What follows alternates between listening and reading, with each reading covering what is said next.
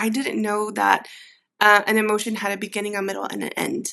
And that if I was able to hold self, right? Or right, if I was a child, if I had someone who was able to hold in regulation with my own dysregulated body and show me that it is a cycle that I can complete, right? Or even have my body move if I'm feeling like it's kind of trapped in some way or shape or form. That's why you see kids like throw themselves on the floor or like have these really big like bursts, right? Because they're trying to move it out of their body. Hola, you are listening to First Gen Healing, a podcast on Latinx healing and awakening journeys. My name is Priscila Luna, and I'm the host. And I have Layli here with me, who is our guest today. Hola, Layli, ¿cómo estás? Muy bien, muy bien. Thank you so much for having me today, Priscilla. I really appreciate it. Yay! So I want to say right off the bat, I know that your practice, or I don't know how you would call it, but it's called Rooted Counseling? Rooted Love. So Rooted Love. Okay. Yeah, Rooted Love Counseling is my private practice. I'm a therapist by trade. And so, yeah, it took me a long time to like decide on that particular name. Okay. Yeah. Yeah, but Rooted Love. I say that it's not just my practice, it is really who I am and like the embodiment of me and my journey and process of really connecting deeper to a sense of love in all areas of my life. Okay. Wow. I love that. I feel like that's already so powerful. And I know I was telling you right before recording, like, I'm looking forward to hearing how that came about for you, and hearing that it's an embodiment of how you see yourself is beautiful. Tell us a little bit about yourself. Where are you from? Where did you grow up? I am from Texas, born and raised in Texas. I am from South Texas, so Laredo, Texas. We're a border town with Nuevo Laredo. And I always say growing up, it's like 99.9% Latinos. Like you pull up to McDonald's, people are speaking in Spanish. Most of the radio stations are in Spanish, right? And so I grew up in a very unique space because everyone who was in power, everyone who was, around me looked just like me and had very similar backgrounds to me.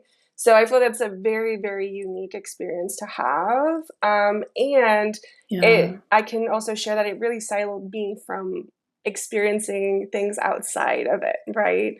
To share with you, my husband is in the military and we've been married for about 13 years. And so my first time leaving Texas and living somewhere else was in North Carolina in a military base.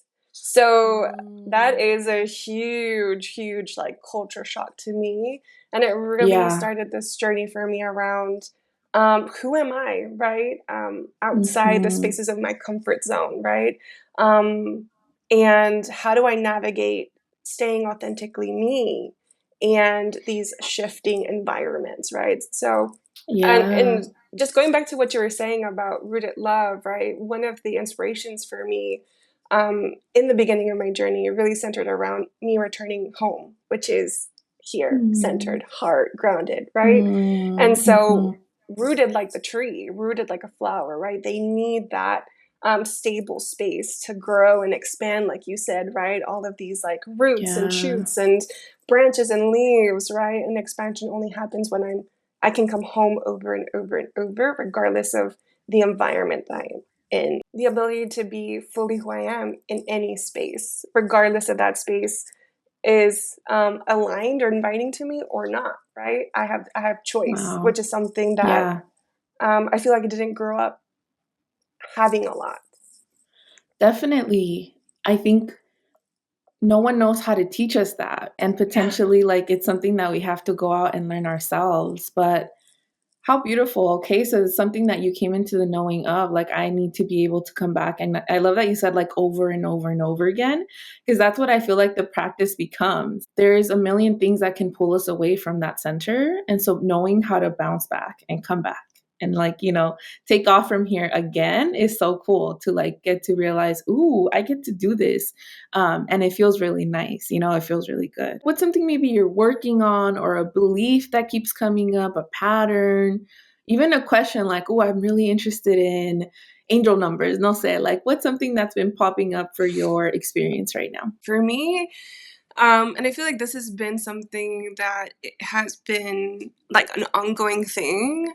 Mm-hmm. Um, but really, it's like being in relationship with people has been something that I've really started to navigate. Mm-hmm.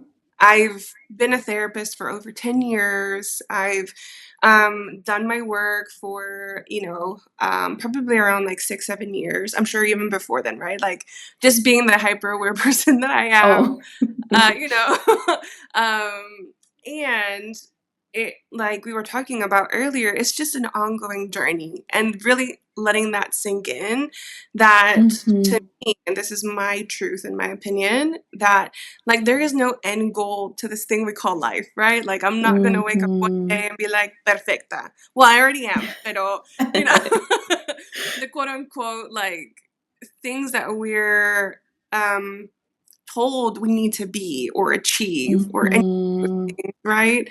So a couple of years I got to my house and I was married, I had a son, had a career, and I was sitting there and I was like, I am so unhappy.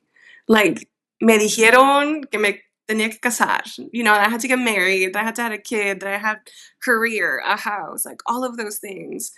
And yeah, it was at that particular point where first it was working on the relationship with self, right? Mm-hmm. How do I see myself? How do I talk to myself? How do I hold myself, right? And the Yeah. parts that hold these stories that aren't serving me anymore because I don't need to survive. I can Mm, thrive. And so, that was a lot of the time, right? The last like 5, 6 years of really, like I shared with you, coming home to self, coming home to all of the yeah. stories, rewriting those stories. And so I do a lot of parts work from a therapy Mm, lens, right? That holds that there's so many different stories that are potentially trapped in our teenage selves and our children's selves and our young adult selves that we still carry along. And all of those parts show up sometimes because they're trying to protect us and they don't mm-hmm. realize that we're like grown and we're not. Yeah, that we got this. Yeah, exactly. That we're not in those same situations that we were when we were little, and that we're not able to like speak our truth or set our boundaries or, still hold the narrative around what love is, right? Which I don't know Mm-hmm. about you, but for me, it was very self-sacrificing. Dar todo a Mm-hmm. todos, give everything to everybody, and then, sit in resentment or sit in exhaustion. Um, and that's Right. that's not it. So now it's that aspect of, okay, I feel more home than I ever have been before. So how truthfully can I hold that again in all spaces with all people? Um, and girl, I'm doing it right now with you. Like, Yay. yeah, I know.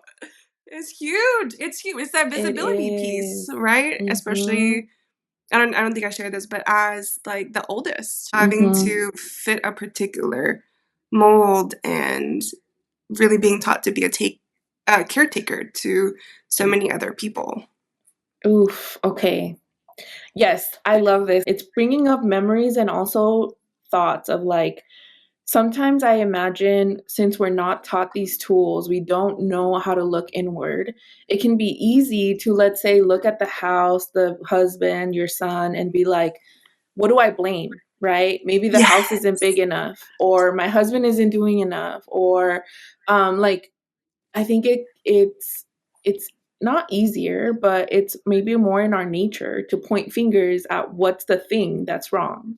Not to say like if it is wrong to accept it, but I do think that sometimes there's a lot of directed cargas, you know, like, oh, yo cargué esto, entonces tú me tienes que ayudar a cargar esto, y si yo lo cargo, tú lo tienes que cargar, y no me estás ayudando lo suficiente. It's so much that I think like when we get to do some of that inner work, we get to piece off what no longer serves us, like you're saying, and then deal with what we can, you know, like, okay, this is actually mine, and I do need to learn how to carry it, pero lo demás, no. And that's that role of being a caretaker. I saw with my own mom, right? She was always Mm, taking care of so many other people. And I mm, could see when she was getting frustrated, right? Or like the limitations in her ability to hold space.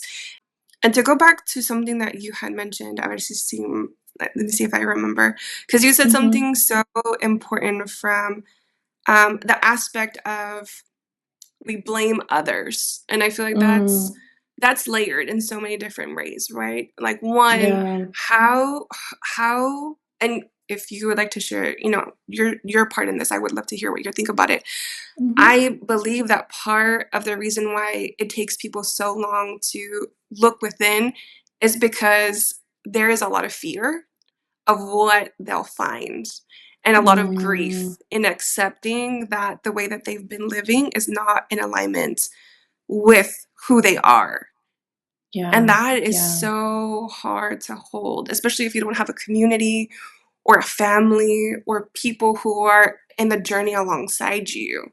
Um, yeah, yeah, and then there's yeah, another aspect to that too, right? Like I I just had this realization honestly a couple weeks ago okay. around love, right? Like the way that we've been taught to love, right? Especially as Mhm, women, is this aspect of obligation, right? And I'm sure like even men, right? I've had this mm, conversation with my husband of this obligation of I have to protect you. I have to give you what you need to be happy. I have to, do all of these things when, you know, the really big difference of being able to love through choice. I choose to show up in these ways for you, and there is no need for you to like give me back in these ways. mm, And mhm, I'm yeah, not condoning an imbalance in relationship, right? I'm talking about knowing what your non-negotiables are, knowing what your needs are in a relationship and being able to verbalize those and then move forward with that choice of I'm loving you and I'm recognizing that you're a human being living their own existence, being activated and triggered just as I am. So how much compassion can we yeah, show up for one another in this journey, right? And love. yeah, yeah. And even I love like maybe bringing back in like grounding those concepts, you know, because sometimes we repeat what we expect based on a very surface interpretation of them. You know, so like, oh, I want my man to care for me. Like, okay, what does that actually mean to you, Yeah. right? And like, Yeah. how do you care for yourself? I think like that's what yeah, I love like the thought of like grounding what you ask for and like and asking yourself, what does it actually mean for me? And do I actually need those things in the way that I imagine them? Do I get to, you know, rewrite what I expect from others? You said, you know, share if you feel comfortable of like why it's hard for us to look inward. I think there's so much fear and lack of boundaries, at least for me, when I finally decided to look inward.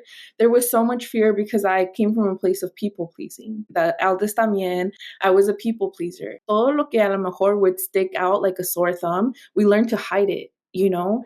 And we learned to be malleable and we just learned to be small.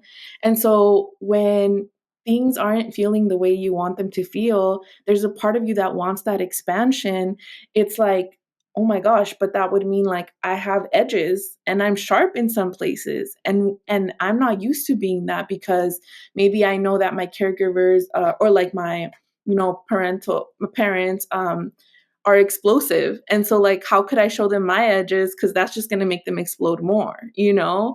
Or I know that my tias are judgmental, and so I don't want them to judge these like very sacred parts of me. So yeah, I think like it's a rewriting of who you are, how you show up, what you say, how you protect yourself, and it's a lot of layers that come into play when you start to look inward, and it's hard. Definitely. Yeah, it is. And I don't know about you, right? But in the beginning of the journey, it's like you're sold this aspect of, oh, there comes a time and space where all is like bliss. You know, Mm-hmm. all is Mm-hmm. like, right? Or, you know, sometimes I'll see on Instagram or other like social media, like take my 13-day course and get, you know, feel like confident as ever, or, you know, get rid of your Break all your anxiety. limits and yeah. And I'm like, what? ¿Dónde? ¿Cuándo? ¿Cómo? Mm-hmm. And Mm-hmm. so, yeah, it's and to be honest with you, that's been the hardest part for me. One of the hardest parts, or one of the most challenging parts, right? For me is this aspect of I there is no ending, right? And reframing that to the aspect of like, what a freaking adventure. Like, how awesome that there is no ending to me and to the discovery of who I Mm-hmm. am, because with each season, I'm going to change, right? And how much more deeply can I love myself through it all, right? Versus how I was doing it before, where I hated all of those parts, right? Or I disliked those parts, or I banished my parts, right? That came up. Mm-hmm. And even to be vulnerable with you, like more recently, there was this right story that I have, right, around not feeling worthy. I mean, I've had this story for a very long time for a lot of different reasons. And so more recently when it came up, I could clearly identify it. I was like, mira, te veo. Ven pa' acá. And not ven pa' acá like, te voy a regañar. No, like I wasn't mad at it. I was more like, come here. Like holding that story and holding the way that it protected me for so long, and it allowed me to survive and allowed me, like you're saying, to people please and to transform into all these different people and aspects and personalities that felt appeasing to so many different people, because then Mm-hmm. that meant that my body was safe, that meant that my mind Mm-hmm. was safe, my soul was safe. Having great appreciation for that road and that story, because I'm here now, and recognizing that it's time to release it. Even in the release, I sometimes I feel like things have come back up, that I have to look at it again from a different Yeah. standpoint, but then I can hold it differently, right? I can Yeah. navigate it differently. Mhm. Ooh, you're making me think of, in the name of being vulnerable, of this moment where I recognized that my younger self was kind of like running the show. I had an argument with a parent, and I at that time I was living in a house of 2 stories, and my parent was there for the holidays. So I went downstairs, I asked like, "Hey, can you be quiet for 30 minutes? I want to sleep 30 more minutes." And it was an explosion. Like, everything makes you unhappy, da da da da, and like my parent walked out and slammed the door. Okay. So I go up to my bedroom, and I got in the bed, and was facing the wall. And I remember I was just like crying because I had come down and like already rethought 10 times how I'm going to say this so it doesn't cause an issue, because everything, I feel like a lot of the things I say cause an issue. So I came at it with like the best way, the softest voice, the nicest way, like, "Hey, like, I'm so sorry. Can I ask for this?" And it still turned into an explosion. So when I was upstairs, I remember facing a wall and just crying. And I remember thinking, this parent is going to realize how silly this was and is going to come upstairs and is going to like talk, or apologize or realize like it was out of pocket. Well, guess how many hours I was up there waiting? Probably like 10. I didn't eat. I didn't go downstairs. I had a bathroom there. So I was like, I'm okay. But I was just there, and I remember feeling my whole body, like just feeling sad and feeling like all the things activated. And that's when I realized, like, oh my God, this is my like younger teenage self thinking, there's a new way that this is going to get resolved. There's going to be a new pattern that's open. And yet we always feel these feelings because we expect different this time, but we're not going to get different this time. So I think in that moment, I was able to soothe myself and recognize, like, and now I'm an adult and I have my voice and I can come downstairs and say this was out of pocket myself. I don't have to wait. I don't have to, like, I don't have to como castigarme because I don't get a different response. And it was such a like big moment. Maybe to someone from the outside looking in, it's like not a big deal. And girl, you're like in your late 20s. What's going on? Like, why are you, going through it for something like this? But I realized, like, it's not my 20-something-year-old self, it's my teenage self or my young teen self, like, hoping to receive love in this way, and it's not going to happen. So can I give that to myself? And it felt so powerful. Yeah. Oh Yeah. my gosh. I mean, like, Yeah. thank you so much for sharing that. I mean, to be able to have that aha moment, right? And two, um, part of it as well is that your parent is also reacting from their own part self. Mm, mhm, Right? And mhm. so I was telling my husband earlier this week, I was like, we're all kids in adult bodies, just like reacting to one another, like, trying Yeah, to figure yeah. out like how to stay regulated in all these different environments that require so much of us. And like, just to hear your story and the way that you navigated and the way that you held, right? Um, that takes a lot of like awareness, right? To be like, Mhm. okay, no estoy allá, right? That I'm not that teenage self anymore. I'm here in this room and with this body, right? That has so much more choice. And part of it too, it was your Yeah. house, ¿verdad? Like you get to Yeah. ask, right, for what Yeah. you need in your own home. And the other thing that pops into my mind is how many of us have been in families and in situations and relationships where our needs were always discounted.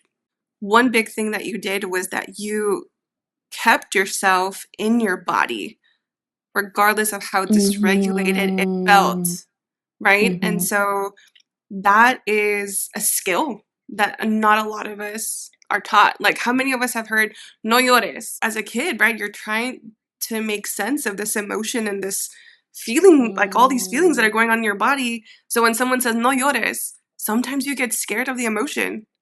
¿Por qué no? Like, like Yeah. my mom's telling me, ¿qué va a pasar si lloro? ¿Qué va a pasar si me enojo? ¿Qué va a Mhm. pasar? Like, what's gonna happen? And so for me, part of it was too, like, I didn't know that an emotion had a beginning, a middle, and an end. And that if I Ooh. was able to Mhm. hold self, right? Or right, if I was a child, if I had someone who was able to hold in regulation with my own dysregulated body and show me that it is a cycle that I can Mm. complete, right? Or Mhm. even have my body move if I'm feeling like it's kind of trapped in some way or shape or form. That's why you see kids like throw themselves on the floor or like have these really big like bursts, right? Because they're trying to move it out of their body. But when you're Mhm. told, no te enojes, no llores, don't cry, don't get angry, siéntate. Like, I don't want to No hear hagas you. caras. Like, everything is, Uh-huh. yeah. Like Wow. you gotta Mhm. like hold, right? And so Mhm. that becomes the pattern where feelings become scary, your body becomes scary, right? Your experience becomes scary.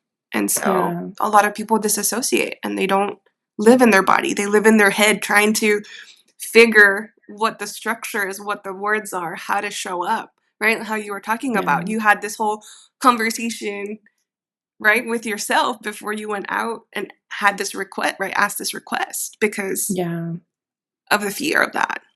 Yeah. Yeah, and I think that's like the maybe subconsciously we know that that's what's next if we really want change, right? If we really want to take up space.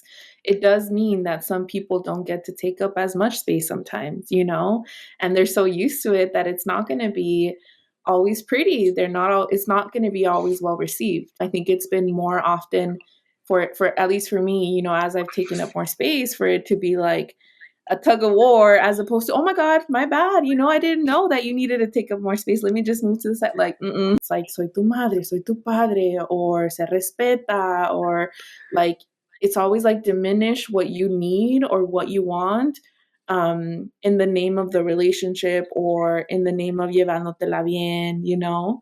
Mm-hmm. And so when we think about love, or you've mentioned love a couple of times, I think we do have a distorted version of love sometimes, like a Yeah. distorted expectation of it, and then also version of it, I think. We're loyal to our family despite the ways in which we're harmed, despite the ways in which we Yeah. are silenced, despite the ways in which we are not seen or heard.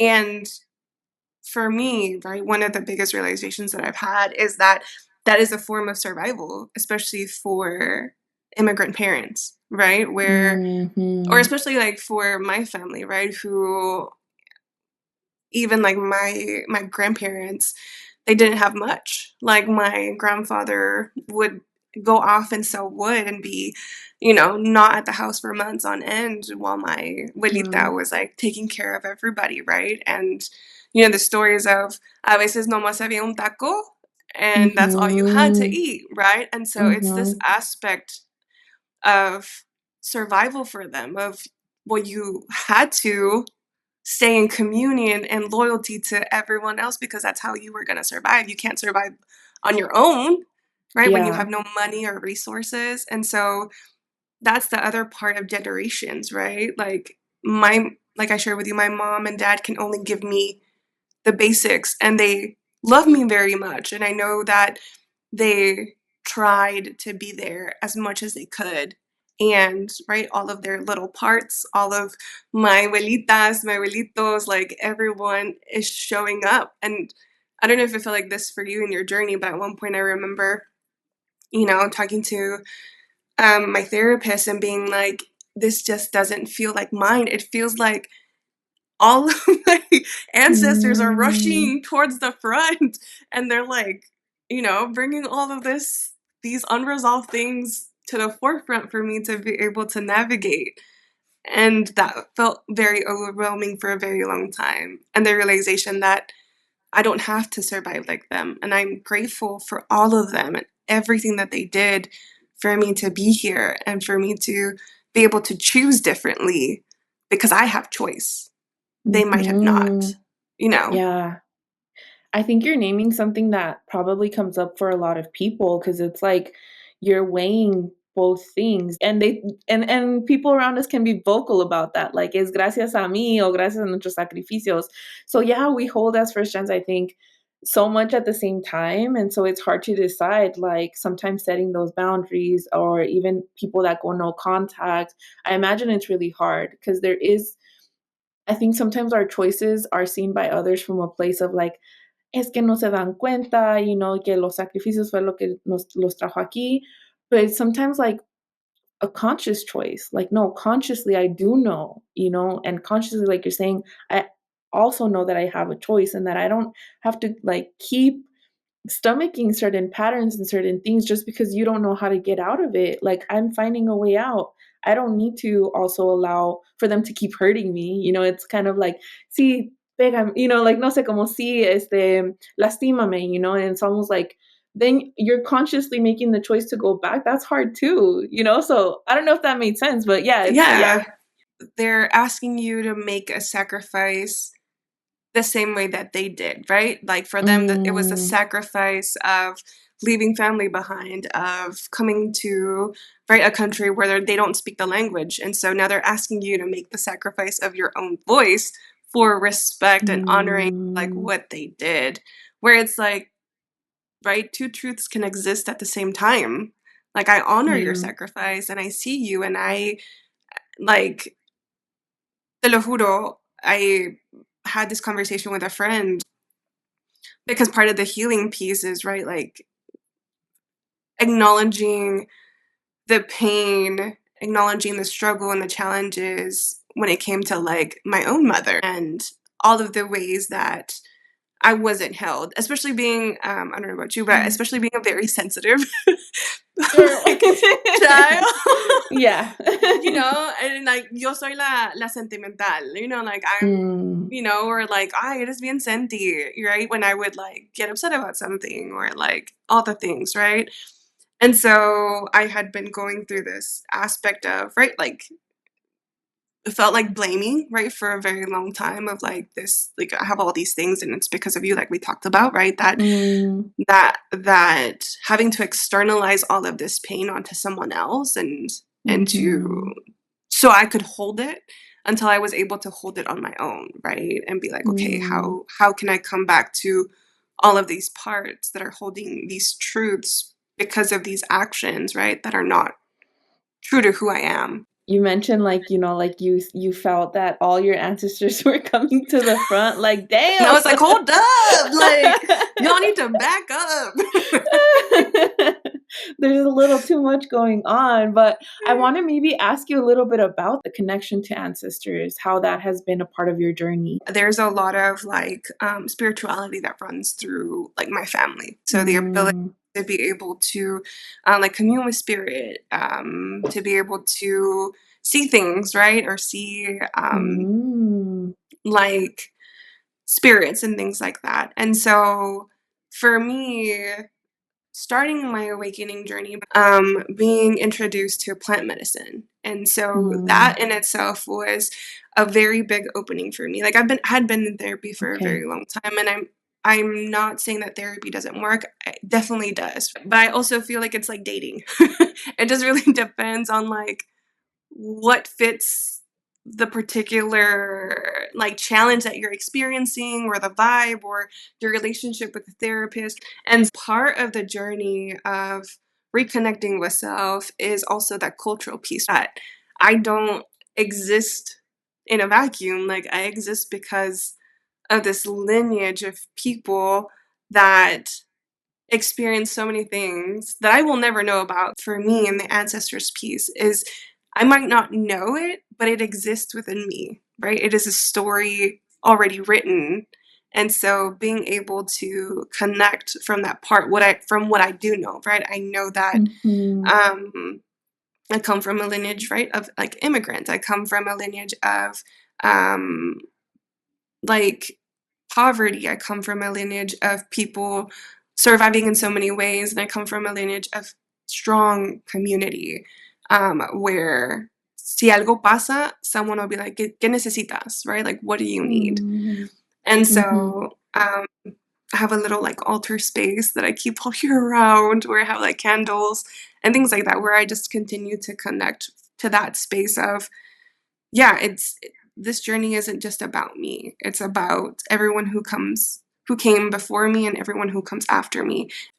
it's honoring ourselves and them as we do this work, don't you think? Like, Yeah. it may be hard for some people to see it that way, maybe those that maybe get hurt by our boundaries or that don't see eye to eye with us as we move in the way that we need to. But I do see that. I think it's like honoring ourselves, honoring them, um, at the root of it. And I think that's so beautiful. There's three things. Hopefully, I remember them all. Dizzy. As you were talking about like growing up being the sensitive one thing that I've realized is that the fact that because, like you said, maybe it was in their best interest to be in a community, in a family, maybe they felt in that moment, consciously or unconsciously or subconsciously, that the safest way was to accept anything that they experience and not like stop it. Then they were choosing to block that sensitivity. It's not that maybe it wasn't there, it's that survival told them you can't keep feeling everything so deeply because you're gonna go crazy, or you're like gonna be shunned from the community or from the family, and we can't afford that right now. So I think like when we choose to honor our sensitivity, remember that it's not like you're sensitive and they're not, or you're wrong and they're right. It's they don't feel it's safe to go there, and we are choosing to find the safety to embody that and show up as that. Yeah. No, Yeah. definitely.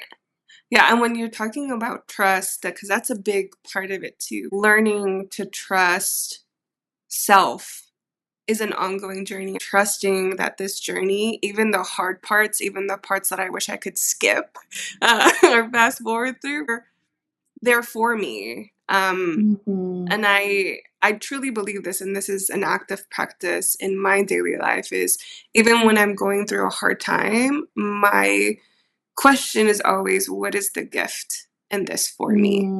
And the gift might be a realization, it might be a boundary, it might be a message. In all situations, everything is happening for me.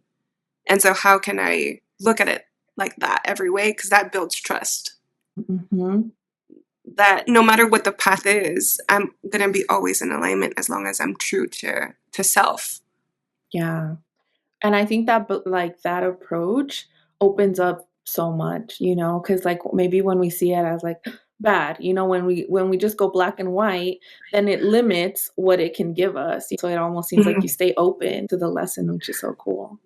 Yeah. Um, okay, the second thing, I'm not forgetting, I'm like repeating Like, it. say, The vamos. second thing, yes, the plant medicine. So you mentioned it, and I imagine listeners being like, okay, but what did she do? Or like, so I don't want to skip over that. And I'm wondering like if that is what connected you to your ancestors. When I'm talking about plant medicine, I'm not encouraging people to go out and do this. I think that everyone needs to do their own research and really be mindful Yeah. about, do they want to partake in this journey or not, right? Because each individual person is very different, especially when you're talking about the plants because they have their own wisdom, right? And so it is a very unique experience for everyone across the board. It also depends on Mm-hmm. who you are being served by, right? And what is Mm-hmm. your sense of community? Um, like, what does that look like for you? From my journey Yeah. specifically, I'm going to be very honest. I've done a lot of therapy. I've done a lot of coaching. I've done a lot of like different things, right? To get to know more of who I am. And I am so grateful that I did that, because when I did Mm, go through my experience with plant medicine, sometimes it wasn't always like the best. Sometimes it was really challenging, and it brought forward a lot of different aspects of self that I wasn't ready to look at. So I needed a lot of help integrating all of into those experiences, for sure, mm, for me. mm-hmm. But one thing that I can say, not but, and each experience that I've had, so I've sat with different plants. And so one thing that I can say is every time that I've sat, it has reminded me that interwovenness of connection, and that ability to experience deep love. And that's been my Mm, experience with the medicine. Um, that I don't necessarily feel like therapy has given me that. Um, okay. yeah, from the aspect of it wasn't me talking to someone about it and like intellectualizing it. It was really being able to drop into my own body and feel Yeah. that true presence of trust, of safety, and love. And Mm, I am forever grateful for my experiences, for my time sitting with the plants, and for the people that I've been in community with and those who have facilitated those ceremonies, because um, it just like burst me open in so many different ways. mm, Yeah, and definitely my ability to connect with my ancestors, the spiritual realm, has been heightened, but I've been able okay. to do that stuff previously to sitting with plants. Like, Mm, I'm a really deep meditator, mm-hmm. and I've just had very spiritual experiences of like connecting visually to ancestors and having Wow. conversations Okay. and things like that, and been able to confirm it um, through one of my family members who also is able to commune and talk to the Mm, spirit. So yeah, it's mm-hmm. been a beautiful journey. Wow. Oh my gosh. Yeah, I think, as you're saying, like there's a difference between knowing and feeling. And I think sometimes plant medicine can just tap you into, I don't know if it's a different dimension, but it's just a different way of experiencing your body and where we're at, like what's around us. And that's really cool, right? I think like you said, you don't get that in talk therapy. Not that it's not helpful. I think everything has its place, and potentially like there were things that you did have to work through in therapy that you couldn't have worked through, through plant medicine, or that maybe together they made the perfect combo for you. So like you're saying, I too, as I'm maybe highlighting stories about plant medicine, because actually you're not the first to talk. I think you're the fourth in a row to talk about plant medicine, FYI. So, Whoa, yeah, yeah, they're and coming therapists in. también. Yeah, Yeah, they're coming in. Like, I yeah. really think that it is, and again, what I want to say is plant medicine, if that is the journey that you are meant to have, it will come into your existence. Like, it Mm-hmm. is just that highly intelligent, right? Without you necessarily having to look for it. Like, that's how it happened for me. I wasn't like, oh yeah, let me research it and do all these. Girl, I went in the first time not knowing what it was about. Not that I don't condone or recommend that for You're like, anybody. don't do Like, this. I don't like, don't do Yeah. that. Really like do your research. And it's been, again, like one of the most transformative experience in my life. And for you to say that there's like couple of folks that have already talked about it. I mean, it's in the, like in the It's in the atmosphere. air. Yeah. And it's Exactly. so funny because this round of, let's say, guests, it's that I put out the signal through TikTok, right? And then people applied. So, like, the fact that you guys all scheduled, like, one after the other, I'm like, oh my God. And many of you are therapists. So it's so beautiful. Like, I think that that's happening. And I just want, as a host, let's say, I also want to say that, like, it's not that I'm highlighting these stories and saying like, see, you guys, like you should be doing plant medicine too. No.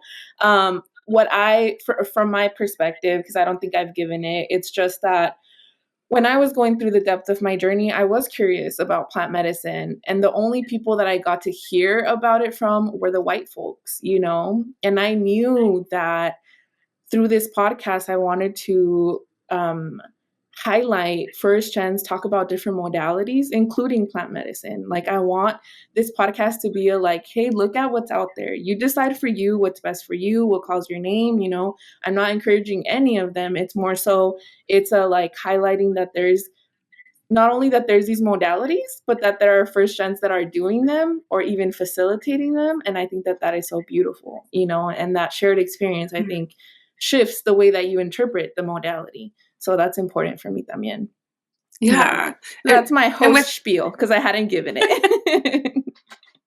Yeah. I just want to say too, on the same vein, is that again, the healing or remembering space, however you want to call it, right, is so uniquely to each individual that what we've been Yeah. prescribed, right, in Western society is go to therapy, go to the gym, do like all of these different things, when then there's like such an array of different journeys that someone can take that might not, ¿cómo se dice? Like, might just not be like mainstream ways of Mm-hmm. remembering self, or healing or getting to the point where Mm-hmm. you want to be, or that discovery of self. And I feel like that is so important to highlight because we can get trapped in the why isn't it working? What's wrong with me?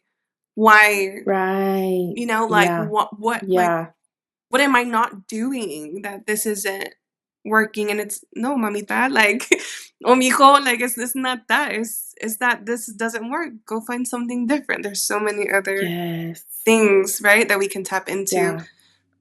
Yeah. I love that you're saying that. Yes, please. Like, don't give up on yourself and the point that you want to get to. And I love that you're bringing that in. I think I said it maybe like 3 years ago, so it's a good time to say it again because I'm like a very como analytical person, like I like to then I have this. I'm an enmeshed family, eldest, parentified, and then I realized like Girl, talking to me. You're like, yes. Yeah, pero there's one thing to be like a dictionary and be like, I have all these things and I am all of these things. And there's another to be able to work through them and embody like something different. And it's like you said, if maybe a certain modality isn't working and you heard that it worked for other people, it doesn't mean that there's something wrong with you. Like there's other things out there, other ways of approaching things. And for me, I don't think I've mentioned, but like for me, I was able to learn the feeling of peace through plant medicine. Because I think as first gens a veces, we think that peace means, well, for me, everyone in my life being okay and everything being okay and in harmony. And in a time where everything was not okay and not in harmony, I sat with plant medicine and I felt so much peace. And I was like, oh my God. And the difference between, like we've been saying, like knowing and feeling, is that feeling never went away. Like I know that feeling exists. And because I know that it does, I get to come back to it in different ways. And that's so beautiful. Something that nothing else had given me that feeling? Exactly. Well, it's this recognizing that that is accessible and afforded to you always, and no one Mm-hmm. can take that away from you, right? Like, Mm-hmm. one of my favorite quotes is, "Being authentically yourself is a form of rebellion," right? And it's like, Mm, again, this piece that you talk about, these things that you're wanting in your life, they're there. You just haven't figured out how to access them because your body is in that fight, or freeze, right? It's like mm-hmm. hyperactive because it's it's coded itself for you to survive what you had to. So now it's that undoing of, okay, I'm safe. How can I communicate that to my system? And logically, we can't do that because we're up here, right? Like, Right. you Yeah. have to come down into this space, and plant medicine, breath work, somatic therapies, right? Parts work, all of Mm-hmm. those things help us connect to the sensation in our bodies. Yeah. As we wrap up this part one with you, because you will be coming back for part two, is there something that you wanted to speak on in this part that you'd like us to talk about before I wrap up today's episode? Whoever is listening to this, right, I fully trust that it came into your purview, or it came into your like knowledge because of alignment, right? And that Mm, you were able to take away at least one thing from this, whether that be that you are not alone, that your story is impactful, and that there is help out there. And there's so many people that are willing to support that. It's just about finding those connections. And again, Priscilla, just to give you like just a big shout out for mm. creating such a sacred space for all of us, for us to talk, for people to listen. So just so much gratitude to Mm. you in this space.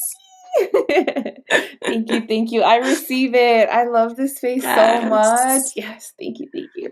The Soul Primas community. My hope is that people get a taste of what I get to experience in having conversations with people like you. It's like the fact that we just met today, but there's this confianza, right? Like you might not know Yes. it listening to this, but there's this resonance, this confianza, and it's like so beautiful because even if right now, like, yeah, I'm gonna, we're gonna end the episodes and I'm gonna go about my day, there's a feeling there también. I'm not Yeah. alone. Other people are navigating the same dance between honoring my parents and their sacrifice and honoring what I know and feel, and it's like that is so powerful, I feel, for anyone's journey.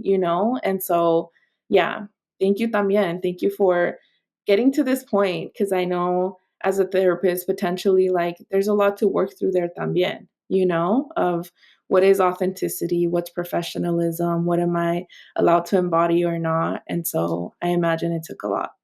So yeah, thank you to Thank you. And I want to just give you a moment también to share like where people can find you, follow you, look at your services, share what you do. Yeah, plug yourself. Yeah, definitely. So again, my private practice is called Rooted Love Counseling.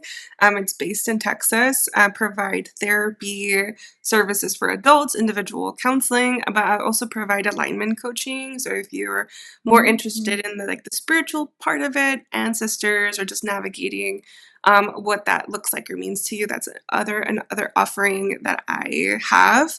And my website is rootedlovecounseling.com. And then I'm also on Instagram at Rooted Love Counseling as well. I haven't posted anything yet, but I okay. le llevo.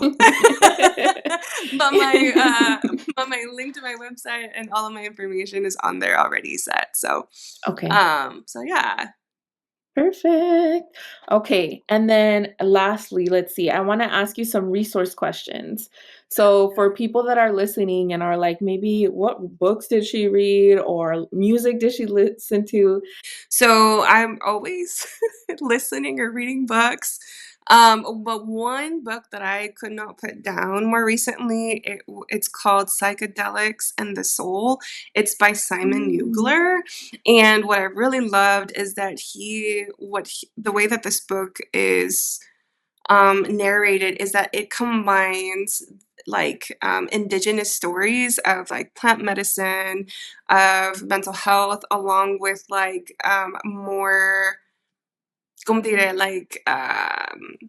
like stories that we might have grown up with, like around Zeus and like mythology kind of Oh, aspects. okay. And then Mhm. it brings in the Like archetypes psychology. or no? Yes. Yeah, Okay. well, it brings in a lot of like Carl Jung and like his work, so therapy Mm, specifically. So I love that it's like an enmeshment of all of the three, where he's trying to build or trying to talk through, right, what we call like myth and like science, and how they all kind of mm, intertwine and meet in some aspects of the work, along with okay. like psychedelics and the research around Mm, psychedelics, and how useful it is to a lot of people.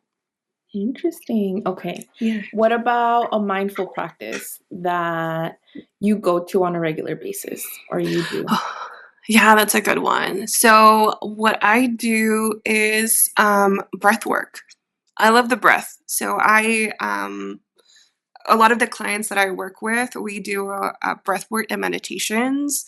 And Mm, so one simple breath that I can leave with you and the listeners, and one that I really love to do that helps center me, is essentially, right, like you would close your eyes, and what you want to be sitting down or you can be standing up. And essentially, what you're doing is that you are visualizing a set of roots that are coming out from your feet, and they're rooting down into the earth, past the rocks, the soil, the water, and then get all the way down into the core of the earth. And your beautiful roots wrap around the core of the earth. And then you just sit there with this like power, this visualizing this like bright light, right, all around your roots. mm, And then you take a deep mhm, breath, and this breath comes all the way up your roots, all the way up your legs. And then when you exhale, you release it from the other side back into the core of the earth. mm, And so that's that groundedness, right? That rootedness of knowing that you're mhm. supported in all spaces and places. So that's a practice that I often do. Ooh, that gave me the chills. Yeah. Wow, okay, beautiful. And then let me see. The last one is a quote. So a quote or advice that you refer back to or Being your authentic self is, mira, ahora se me olvidó. Being your authentic self is like a true rebellion, right? Like it's something that no one can take from you. It's something that lives within you and is an echo not only to your existence here in the now, but to everyone that you've touched. And Mm, so for me, my wish and my hope for everyone who is listening, everyone who this podcast touches, for you, for me, for all of our generations, past, present, and future, is to really stand in that power of who we are authentically. So, yeah. Yay! So beautiful. Oh my gosh. Well, thank you so much for being here, for spending time with us. If you guys enjoyed this part, she will be doing a part 2, so stay tuned for that.